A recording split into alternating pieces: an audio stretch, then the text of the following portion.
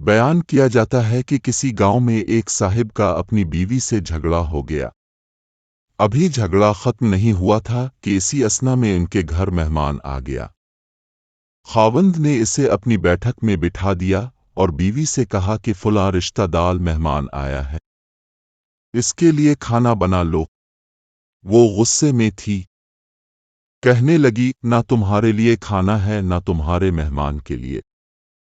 وہ بڑا پریشان ہوا کہ لڑائی تو ہماری اپنی ہے، اگر رشتہ دار کو اس بات کا پتہ چل گیا تو خواہ مخواہ خاندان میں بات ہوگی اور خواری الگ سے ہوگی۔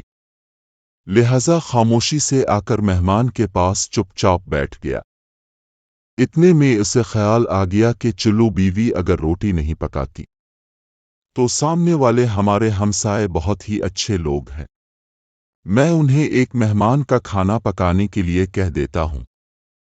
چنانچہ وہ ان کے پاس گیا اور کہنے لگا کہ بیوی کی طبیعت آج کچھ خراب ہے، لہذا اب ہمارے مہمان کے لیے کھانے کا انتظام کر دیں۔ انہوں نے کہا ٹھیک ہے۔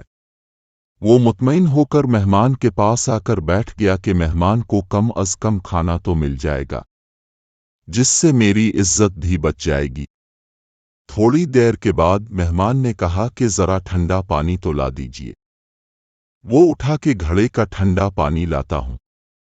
اندر گیا تو دیکھا کہ بیوی تو زاروں قطار رو رہی ہے۔ وہ بڑا حیران ہوا اور کہنے لگا کیا بات ہے؟ اس نے پہلے سے بھی زیادہ رونا شروع کر دیا۔ کہنے لگی بس مجھے معاف کر دیں۔ اس کے خاوند نے کہا کہ بتاؤ تو صحیح آخر تمہارے رونے کی وجہ کیا ہے؟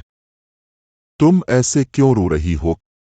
بیوی نے کہا کہ پہلے مجھے معاف کر دیں، پھر میں آپ کو اپنی بات سناؤں گی۔ خیر اس نے کہہ دیا کہ جو لڑائی جھگڑا ہوا ہے میں نے وہ دل سے نکال دیا ہے اور تمہیں معاف کر دیا ہے۔ پھر وہ کہنے لگی کہ جب اپنے آ کر مہمان کے بارے میں بتایا اور میں نے کہہ دیا کہ نہ تمہارے لیے کچھ پکے گا اور نہ ہی تمہارے مہمان کے لیے کچھ پکے گا تو اب چلے گئے، مگر میں نے دل میں سوچا کہ لڑائی تو میری اور آپ کی ہے اور یہ مہمان رشتہ دار ہے، ہمیں اس کے سامنے اپنے جھگڑے کی پول نہیں کھولنا چاہیے۔ چنانچہ میں اٹھی کے کھانا بناتی ہوں۔ جب میں باورچی خانے میں گئی تو میں نے دیکھا کہ جس بوری میں ہمارا آٹا پڑا ہوتا ہے ایک سفید لباس شخص اس بوری میں سے آٹا نکال رہا ہے۔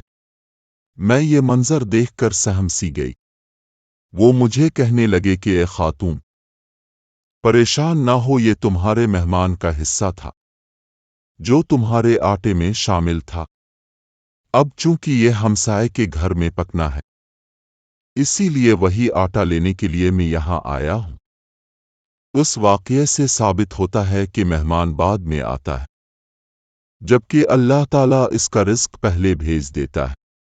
یہ واقعہ کتاب خطبات فقیر سے ماخوذ کیا گیا۔